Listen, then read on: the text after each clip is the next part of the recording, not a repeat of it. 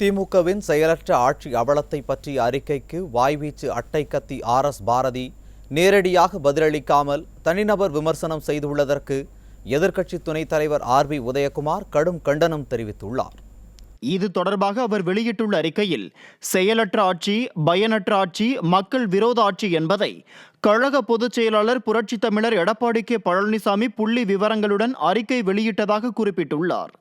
2019 நாடாளுமன்ற பொதுத் தேர்தலின் போதும் 2021 சட்டமன்ற பொதுத் தேர்தலின் போதும் திமுக கொடுத்த வாக்குறுதிகளை நிறைவேற்றாமல் கடந்த 3 ஆண்டுகளாக தமிழகத்தை இருளில் மூழ்கச் செய்து மக்களை வாட்டி வதைத்து வருவதாக அவர் குற்றம் சாட்டியுள்ளார்.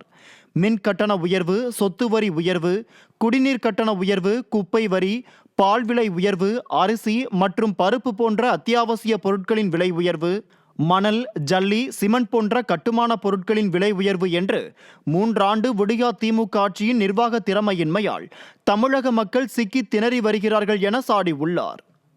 இதை பற்றி மு.க. ஸ்டாலின் நேரடியாக பதிலளிக்க முடியாமல் வாய்ச்சொல் வீரரும் அட்டை கத்தி வீரருமான பாரதி தனிநபர் விமர்சனம் செய்துள்ளார் என காட்டமாக தெரிவித்துள்ளார்.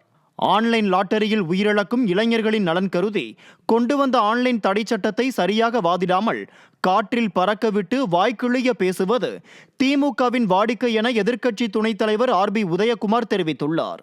அட்டை கத்தி பாரதி மக்களின் உயிரை குடிக்கும் ஆன்லைன் சூதாட்ட கும்பலிடமிருந்து 509 கோடி ரூபாயை திமுக தேர்தல் நிதியாக பெற்றதை மக்கள் மறக்கவில்லை எனவும் கூறியுள்ளார். வாய்வீச்சு அட்டை கத்தி பாரதி திமுகவின் 3 ஆண்டு கால ஆட்சியின் சாதனைகளை கூற முடியுமா? முடியாது. வேதனைகள்தான் அதிகம்.